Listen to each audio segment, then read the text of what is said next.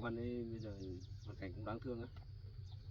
Em cũng biết là như thế nhưng mà tính tình của cô ấy như thế thì làm sao mà làm việc với chị được. Dạ. Chị bảo em suy nghĩ lại chuyện này. Thôi, em suy nghĩ kỹ rồi chị ạ. Em không cho cô ấy về đây làm nữa đâu.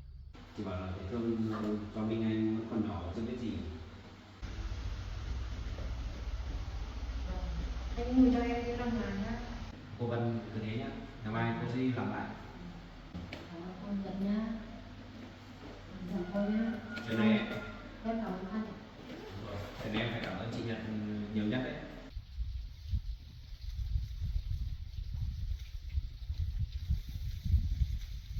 Có bà đấm rồi. Cái con là đều.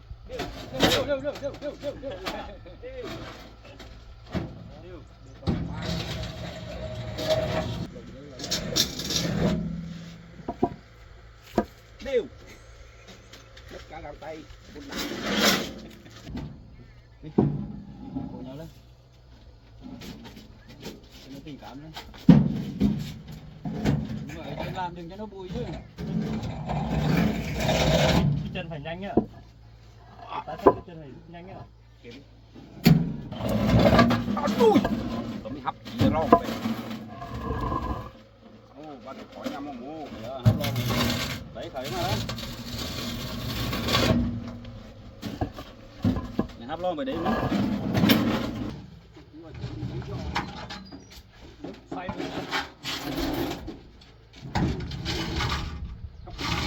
Bốn ạ.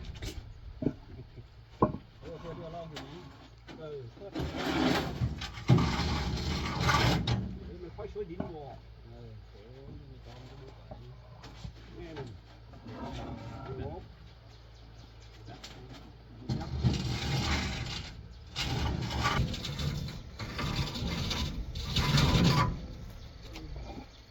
Đồng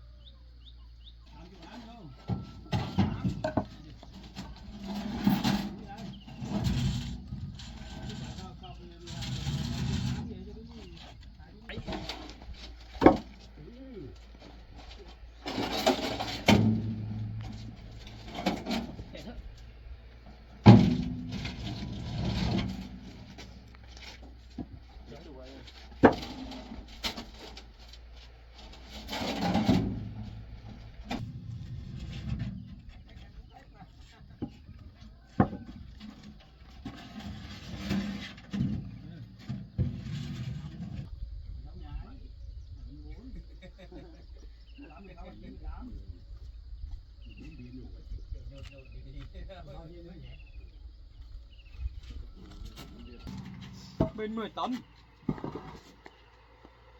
Được chưa? Cái lánh đếm nè. Không chắc. Cô đi về. Đầu chắc không chịu ra hấp đầu nữa.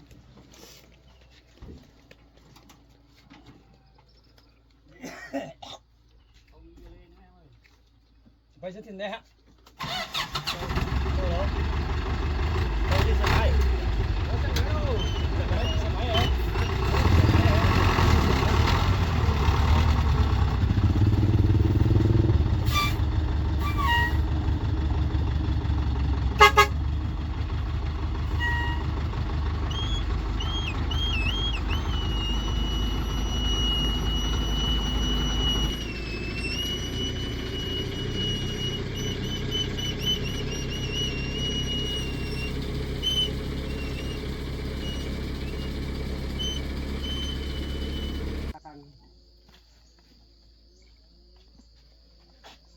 Không đến tổng bao nhiêu tấm mới đến đây.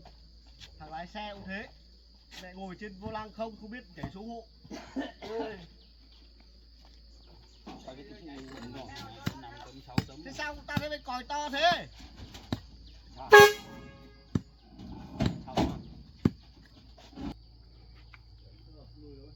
Tấm.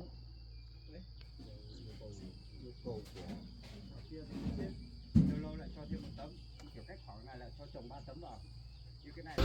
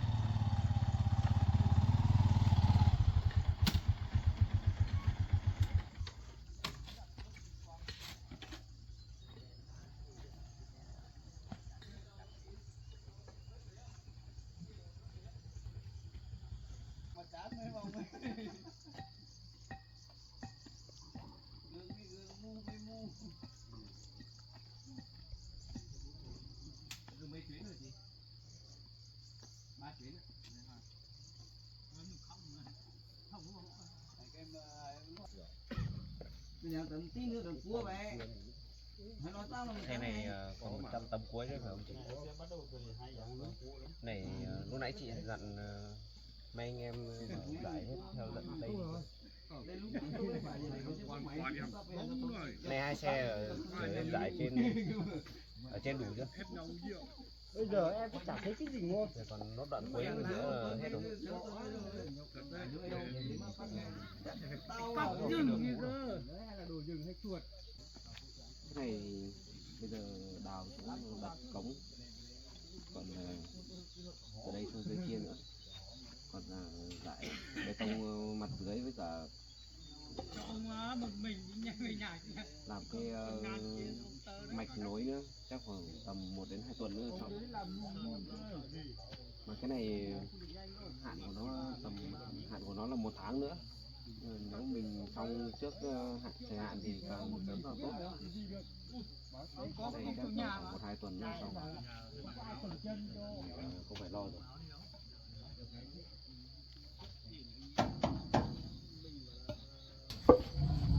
Thôi dưới này thì bây giờ chờ mọi người bốc xuống, là lát nữa chị bảo mọi người cứ thi công theo thiết kế nhé.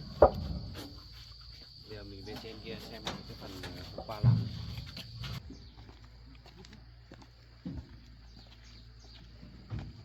Bên này làm mạch thôi, mai là để tông đáy nữa.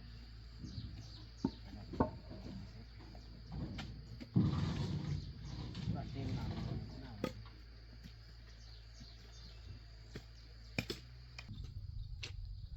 Ở chỗ này có 2 miếng bị vỡ này. Lát nữa chị bảo mọi người lấy cái miếng bê tông về đắp vào nhé, chát vào nó bằng nhau đi, ở chỗ miếng vỡ nha.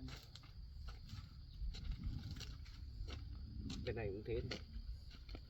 Ở đây có cục đá này, hôm nọ quên không được bảo máy về đào cái cục đá này đi. cục đá này thì bây giờ không có máy lên đây thì tôi cứ để như thế, nhưng mà thì phải bảo mọi người là lấy bê tông đổ sát qua bên ngoài nhé. Chỗ này vẫn phải đổ bê tông vào nó mới chắc chắn được. Này không sao đâu, bởi vì nước theo cái rãnh này nó cũng không nhiều lắm, thì cái máng của mình cũng cao, không vấn đề gì. Ở bên trên sát đến đây rồi thì đây, sát đến đây chị ơi. Chỗ như thế này này, anh chị bảo mọi người là lấy bê tông về đắp vào nó bằng đi nhá, không để hở như này đâu, cả chỗ kia nữa. Bây giờ tạm thời là chát xuống đến đây rồi đúng không? Ở trên kia chát hết chưa? Thế thì được khoảng 2-3 hôm nữa là chát hết đến bên dưới kia rồi, cái chỗ nối đường cũ kia rồi. Rồi bắt đầu chuyển sang đổ bê tông đẩy. À mà hôm qua lúc chiều về chị đâu ấy, em về không thấy chị đâu.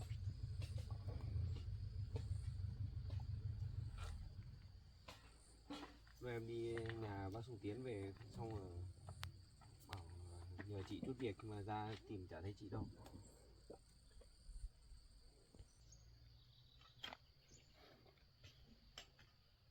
Chị đến nhà cô Vân á?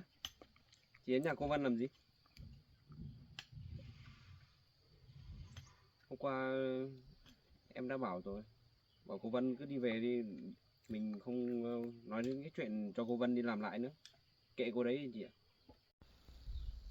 Dạ, chị đến nhà cô Vân nhưng mà không gặp cô ấy à? Cô đấy không ở nhà hay là sao? Có ở nhà, thế sao chị lại không gặp được cô đấy?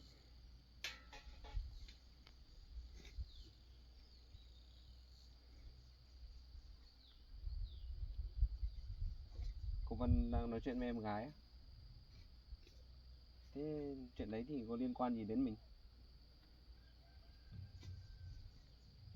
Mà cô Vân nói chuyện gì với em gái vậy? Cô Vân bảo là không có tiền nộp học cho em gái á? Cái gì? Chắc cô Vân nhiều tiền lắm mà. Sao giờ lại bảo là không có tiền nộp học cho em gái nhỉ? Hôm qua em cứ tưởng là cô ấy nói dối em.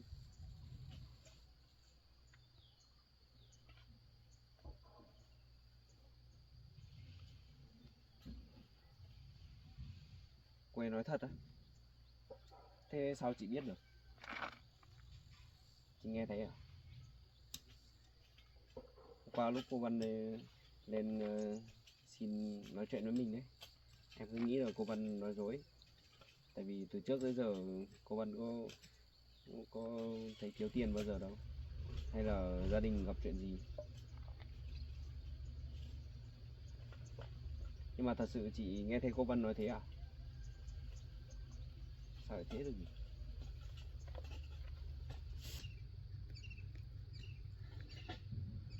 Sao lại thế được nhỉ? Dạ. Bố cô Vân khóa tài khoản của cô ấy thật á? Chị nghe thấy chính mồm cô Vân nói với em gái như thế à? Thế hôm qua lúc chị vào đấy là định gặp cô Vân để nói chuyện, là bắt gặp đúng lúc cô Vân nói chuyện với em gái à?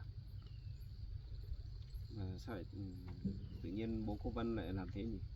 Hay là tại cô ấy ăn chơi quá, bố cô ấy mới như thế nhỉ? Nếu mà đúng là bố cô Vân khóa tài khoản của cô ấy thì khả năng là cô ấy hết tiền thật đấy. Mà từ trước tới giờ rồi bố cô Vân cũng nghiêm khắc lắm.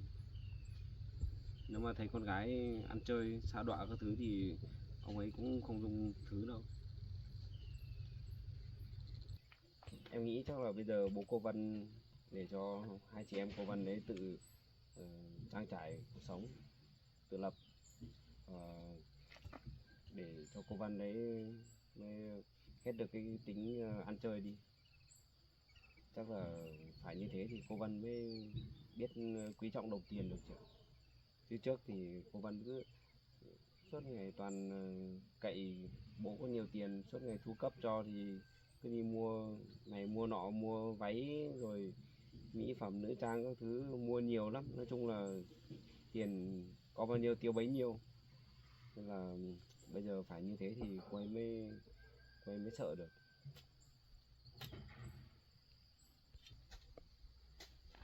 Ta chị bảo sao à?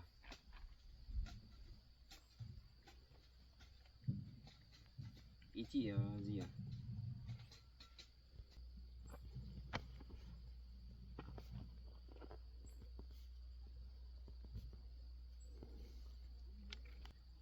Chị bảo là muốn muốn em cho cô Vân quay lại đây làm á,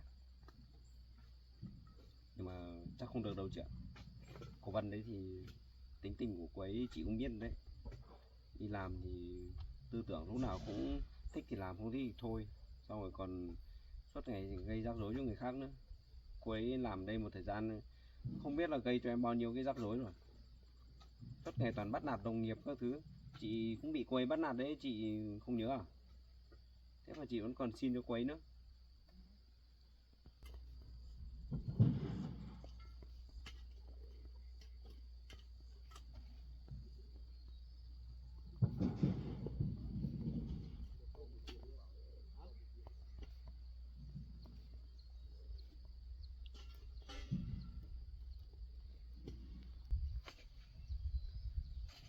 Em biết là cô ấy là còn có em gái, nuôi em gái đi học, nhưng mà em sợ cô ấy đến công trường mình làm cô ấy lại cứ chứng nào tật đấy, là như kiểu người trước ấy, cứ toàn đi làm chuyện xấu. Xong rồi ở công trình này thì cần người quản lý sát sao, mà cô ấy thì làm cũng không đâu vào đâu, cứ toàn hay bỏ bê công việc, rồi là hay làm ẩu lắm. Nhiều khi em không nói đâu, em cũng biết cô đấy hay đo đạc không đúng đâu. Nhiều khi em xem cái bản thiết kế cô ấy trình lên đấy, em lấy đi em đo lại thực tế thấy khác đấy, thấy không đúng đâu, hơi sai lệch hơi nhiều đấy, nên em phải sửa lại nữa. Thật qua là em nể tình cô đấy thì cũng chỗ quen biết, nên là em không không phạt cô ấy nặng quá thôi, chứ không thì em cho cô ấy nghỉ việc lâu rồi.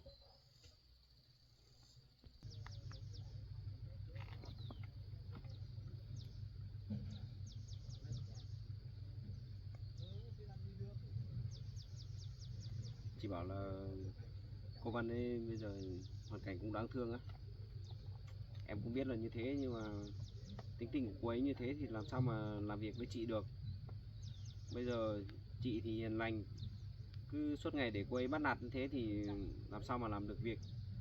Em giao việc cho chị nhưng mà đến nơi cô đấy lại bắt chị làm cái khác rồi, xong rồi công việc của chị thì lại không hoàn thành đấy, đến lúc chị lại là người chịu trách nhiệm đấy. Thôi không nói chuyện này nữa, chị cầm ô cho em để em kiểm tra, cứ kệ cô đấy đi chị ạ.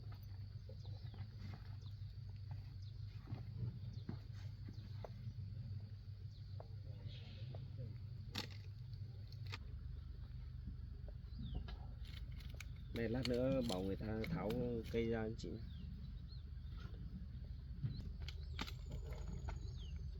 Dạ. Chị bảo em suy nghĩ lại chuyện này á. Thôi, em suy nghĩ kỹ rồi chị ạ. Em không cho cô ấy về đây làm nữa đâu. Cô ấy gây ra bao nhiêu rắc rối cho chị đấy, chị không nhớ à? Mà chị vẫn còn xin cho cô ấy nữa. Chị đúng là hiền lành quá mức đi, lúc nào cũng thương người, nên là người ta mới bắt nạt mình đấy.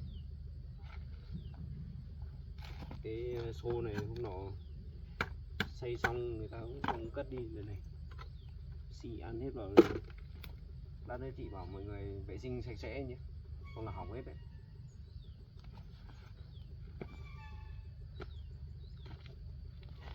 Chị vẫn lăn tăn về cái chuyện cô Vân đấy à? Em đã bảo rồi, chị không phải suy nghĩ nhiều nữa. Chuyện cô Vân đấy thì cứ kệ cô đấy đi. Bây giờ cô ấy làm, cô ấy lớn rồi, phải tự làm, tự chịu trách nhiệm chứ. Sao làm xong rồi làm bao nhiêu chuyện sai trái, xong đến lúc bảo đi xin lỗi cái là xong à? Nếu thế thì đã không có pháp luật.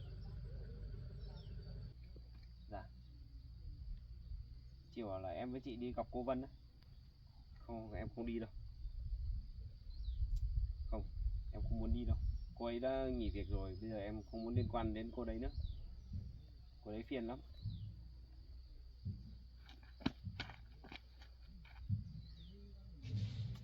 Bây giờ chị vẫn muốn đi gặp cô ấy nói chuyện một lần cho rõ ràng à? Thế thôi được rồi. Thế thì em sẽ đi cùng chị.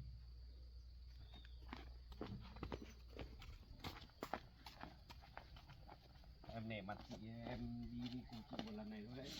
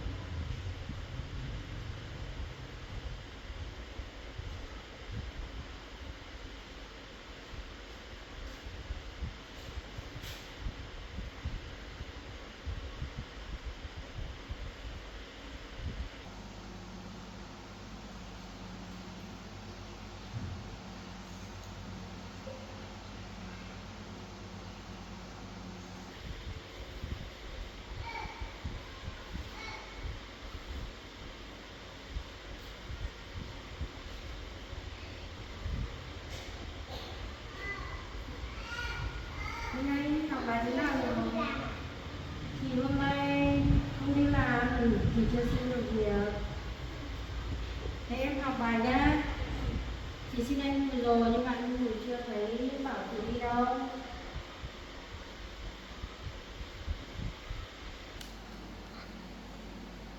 Chị không đi làm sao chị có tiền để nộp học cho em?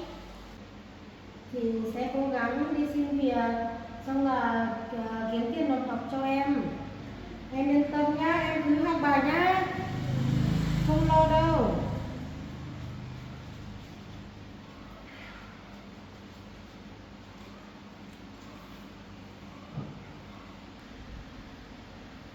Mình anh không lo đâu nhá. Cứ chịu khó học bài, học giỏi xong chị đã có tiền nộp học cho em nhá.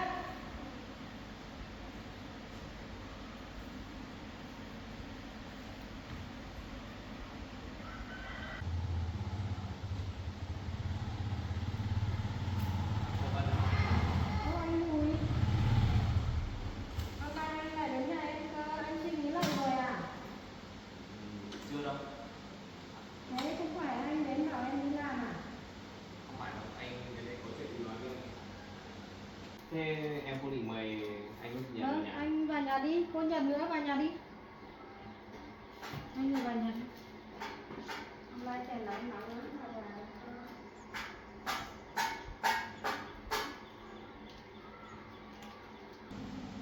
Em chào anh chị. Minh Anh à. Em đang làm gì đấy? Đang học bài à? Anh dậy ngồi đây đi. Ngoan quá nhỉ. Nước uống. Minh Anh học lớp mấy rồi nhỉ? Lớp 1 rồi á. Đây là chữ gì đây?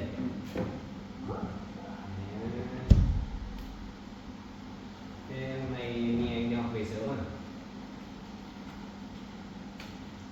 Mình anh dạo này ngoan lắm nhỉ. Giờ này lâu không gặp anh Mùi, có nhớ anh Mùi không? Nghe anh cũng không gọi nhé. Ở nhà công an cũng nghe lời chị không? Thế hôm nay anh đến đây thăm em là như thế nào? Mới có một ngày không gặp em thăm là anh đã nhớ em rồi à? Anh không phải đến đây để nói chuyện tình cảm với em đâu.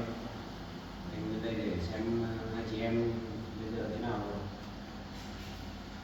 Xem hai chị em dạo này cuộc sống thế nào. Anh nghe nói là bây giờ bố em đang có tài khoản của em cũng cung cấp cho em nữa. Hai chị em bây giờ cũng phải tự lập không phải không? Vâng, bố em có tài khoản của em rồi. Bây giờ cô giáo của mình anh đang bảo là phải nộp học 4 triệu cơ, là bây giờ em không có tiền. Nên là em muốn đi xin lại với anh để cho em vào làm tiếp để đóng học cho em. Thế lý do là gì vậy? Em cũng không biết hôm đấy thì em cũng nói chuyện công trình với bố, xong là bố em đấy bắt em một câu, xong rồi bố em đi công tác rồi, xong rồi có tài khoản của em luôn. Thế là bây giờ bố em đã biết mọi chuyện xấu em làm ở công trường rồi đúng không? Em không biết hôm đấy bố em tự nhiên trách em, nhưng mà hay là anh nói cái chuyện đấy với bố em đúng không? Không, anh không được nói đâu. Anh nghĩ chắc là người khác nói với bố em. Em không biết bố em giận chuyện gì. Hay là đây anh hay là đấy bố em ấy đấy em mua sắm nhiều quá, mất nhiều tiền nên là bố em khóa em không rõ nữa. Thế bây giờ em đã nói chuyện lại với bố em chưa? Hôm trước em gọi rồi nhưng mà bố em không thấy mở máy, hôm nay em chưa được gọi. Thế em thử gọi lại xem để nói chuyện lại với bố em xem như thế nào. Thế này em phải chờ 2-3 hôm nữa để bố em mới giận lắm. Nên là nhưng mà anh cho em đi làm lại đi, em bây giờ cũng chưa có tiền nộp học cho em gái này. Anh thật sự là anh cũng chưa nghĩ đến cái chuyện cho em đi làm lại đâu. Hôm qua nó về nó bảo cô giáo đòi tiền rồi. Mà em không có tài khoản, không có tiền mặt, không có. Đấy em thấy chưa? Cái lúc cho đi làm chỗ nhàn nhã thì cũng biết làm, bây giờ quay ra thì mất tiền rồi biết quý trọng. Em Thì thấy lúc chưa? kia em nghĩ đơn giản thôi, em nghĩ là em không làm được thì bố em cũng gửi tiền cho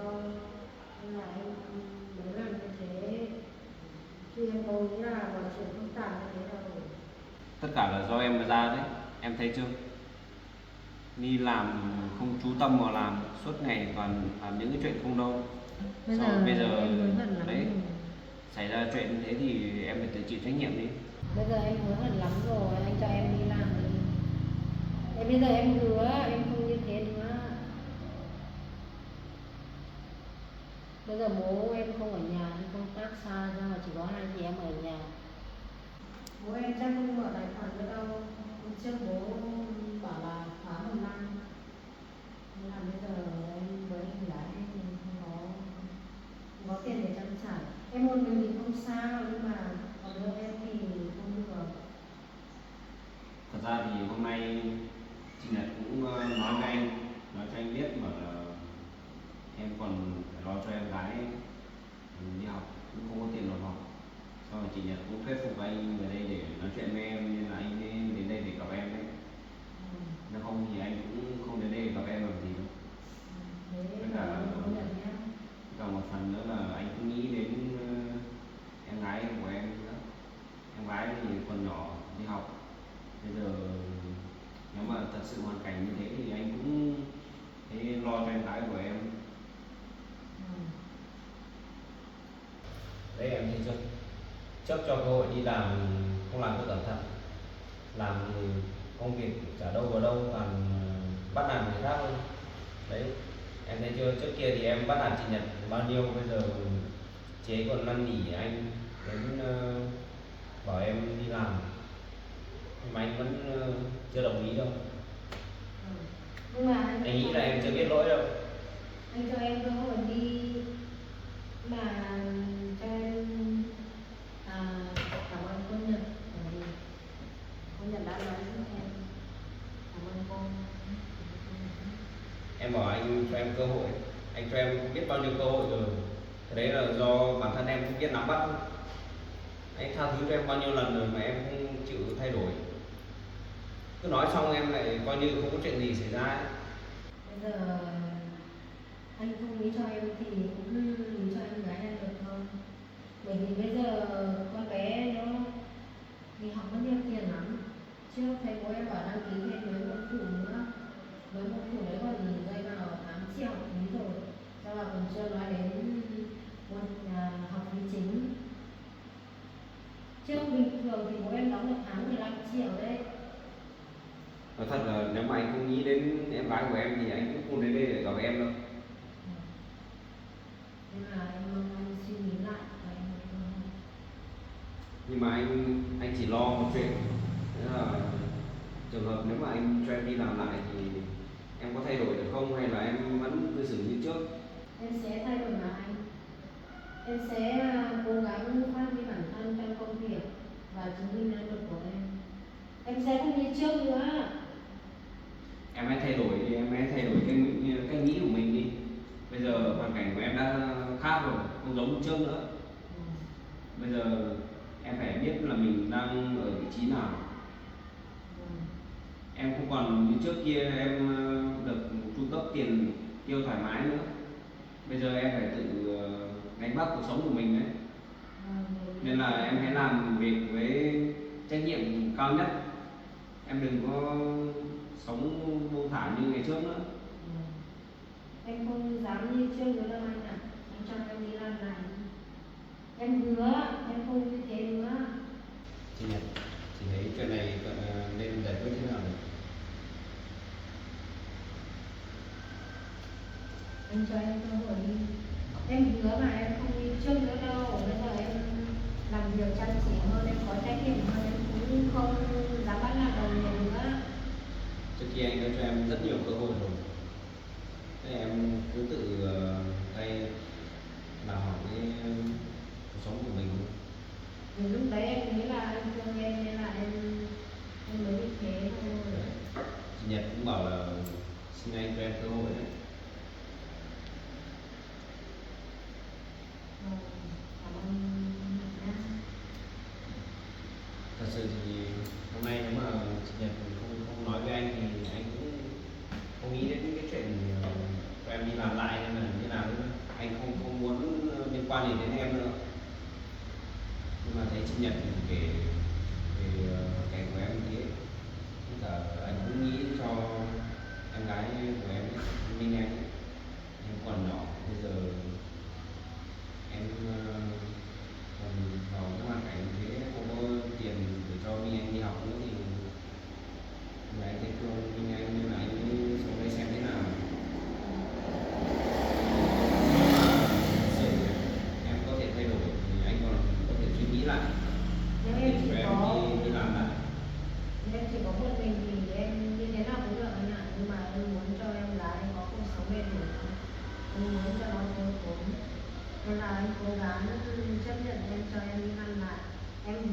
sẽ không đi chung nữa.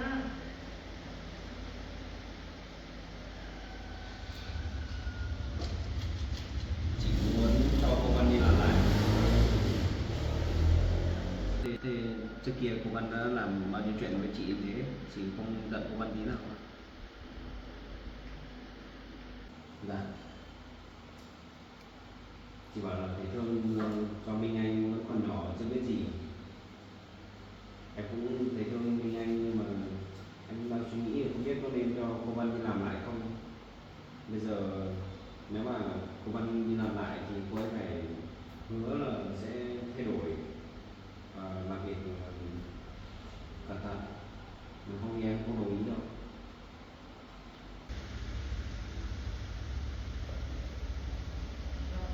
Anh mua cho em đi làm lại nhá.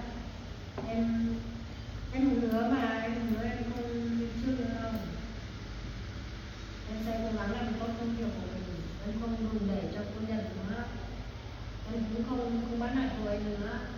Em có dám cam đoan những cái lời em vừa nói là em có thể thực hiện theo những lời em nói đây không? Em dám cam đoan là em có gì em nói như thế anh ạ. Thật sự em có thể thay đổi để trở thành người tốt hơn được không? Em sẽ thay đổi. Em sẽ không đi trước nữa. Đi trước kia em làm những cái chuyện xấu xa, bây giờ em sẽ không làm như thế nữa. Nếu thế thì là cho cô Vân đi làm lại. Được rồi, bây giờ chị Nhật cũng đã đồng ý bỏ qua cho em. Thế thì thôi, em cứ mai em sẽ đi làm lại. Anh cũng sẽ đồng ý cho em một cơ hội nữa. Cái này là anh một phần vì chị Nhật, một phần là vì em gái của em. Thì chị Nhật đã thuyết phục anh rất nhiều để anh đến đây để gặp em nói chuyện đấy. Nếu mà anh chấp nhận cho em đi làm lại em cũng cảm ơn anh. Cảm ơn cô Nhật nữa. Nhưng mà em phải hứa là nếu mà em đi làm lại thì em không được bắt nạt chị Nhật nữa. Em không được cư xử thô lỗ với những người xung quanh ở trong công trường nữa. Không được chia bè kết phái, không được bắt nạt đồng nghiệp. Em không như thế nữa, bây giờ em sẽ thay đổi làm con người tốt hơn ạ. Với cả trong công việc thì em phải chú ý làm nó cẩn thận vào, không được làm như trước. Anh thấy em làm sai rất là nhiều đấy, chẳng qua là anh để tình em, anh không nói nhiều cái.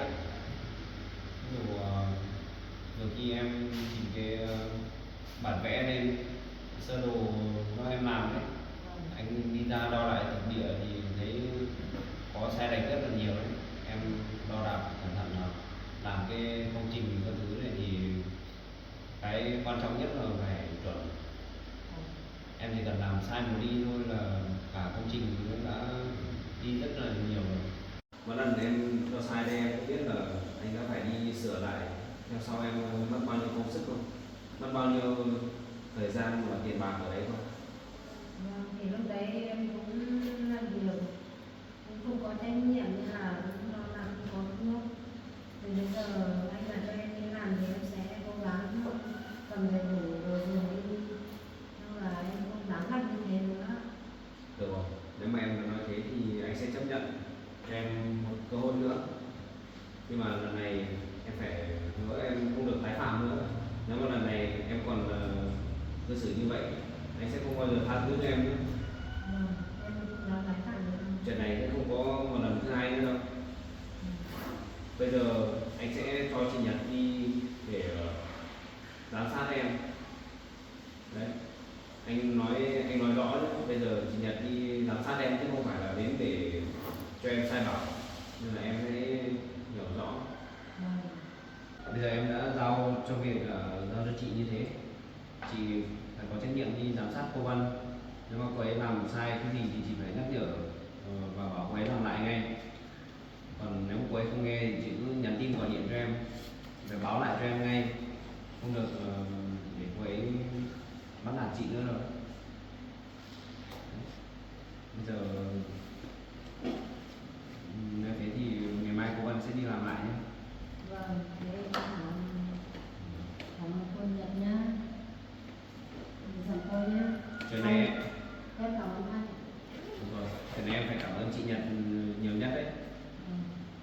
Nhật đã bảo với em, thuyết phục anh rất nhiều để anh đến đây để nói chuyện với em.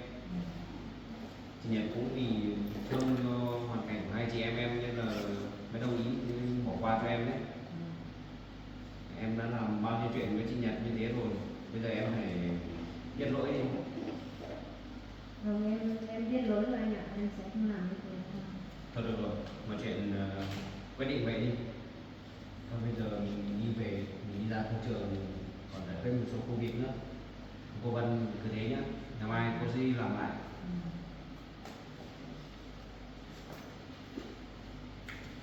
Miên Anh ơi, anh xin phép anh về nhá. Miên Anh học trò giỏi nhá, nghe lời chị Vân nhá. Thôi anh đi về đây, anh chị em về nhà. Miên Anh ngoan quá. Thế ngày mai em sẽ đi làm sớm ạ. Mai nhớ đi làm. Vâng, em muốn cảm ơn anh cho em tân lại. Em thấy anh đi về cẩn thận nhé. Em hứa ngày mai em sẽ đi làm sớm ạ. Mai nhớ đến làm đúng giờ đấy. Đi về đi. Đi lấy xe đi.